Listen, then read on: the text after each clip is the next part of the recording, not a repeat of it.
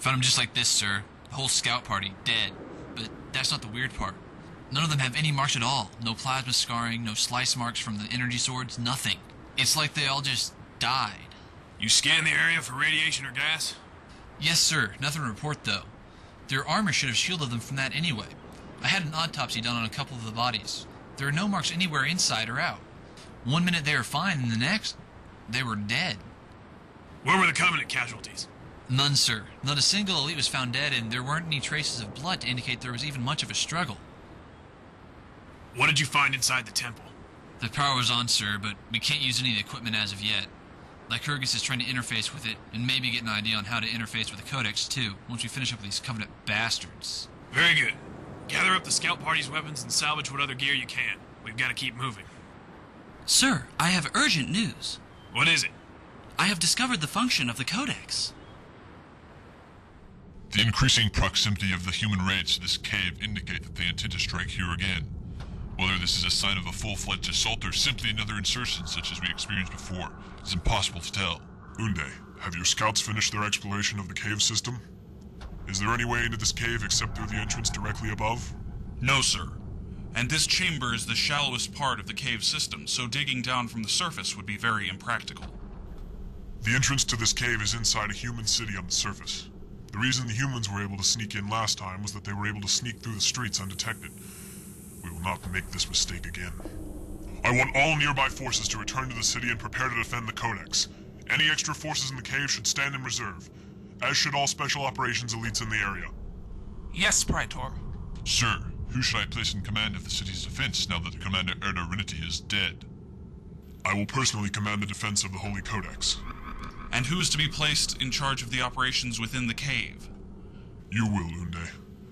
You know these caves better than any elite on this world, and I will rely on you to lead the battle within them, should the battle require it.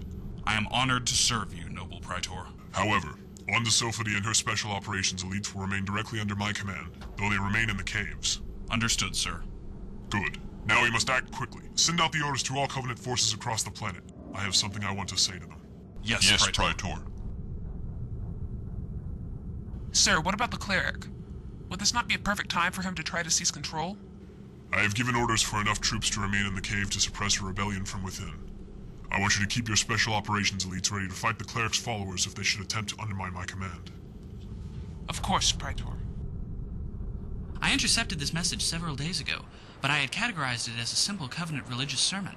I only analyzed it in full a few moments ago. Let me see it. My brothers, the great journey is drawing near. Soon we will be able to activate the Holy Codex, and its knowledge will pour out before us. The wisdom of the Lycurgus, ancients, we already knew it was important to the Covenant religion. Have you learned anything new? Just a moment, sir. It is coming up.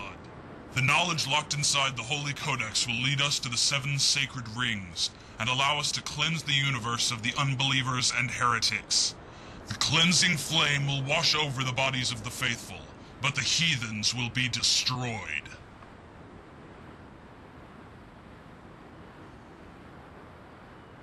How accurate do you think that prediction is? Sir, the Covenant know much more about the subject than I, but given the provable existence of the Codex on this planet, I do not think it is impossible that there are other similar structures scattered throughout the galaxy.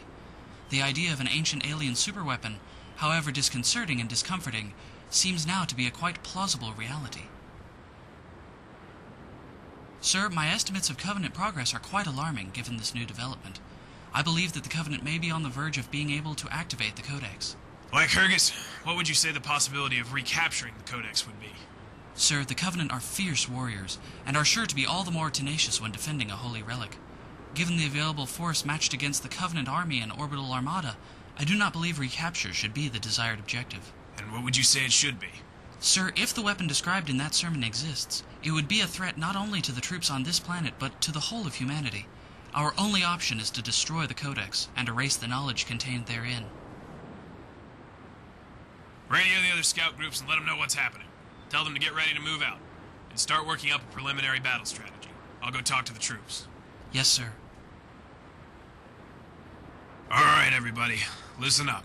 Lycurgus just figured out exactly what it is that the Covenant are holding down in that cave. Now, I won't bore you with the details, but suffice it to say, that machine has the potential to make our little war a moot point. If the Covenant activated, it will link up with other structures all over the galaxy, and humanity will cease to exist. We've got to take that thing out, no matter what the cost. Now, I've been fighting with some of you for a long time. We've been on some tough missions together, but one way or another, we've always pulled through. Now, I'd be lying if I said I knew we'd get through this one all right. But one thing I do know, we will get the job done. We have a duty to ourselves, a duty to our fellow soldiers, a duty to the rest of humanity to get the job done. The road ahead of us isn't going to be easy. The Covenant are not going to let us walk in and destroy that thing without a fight. They're going to try to stop us every inch of the way.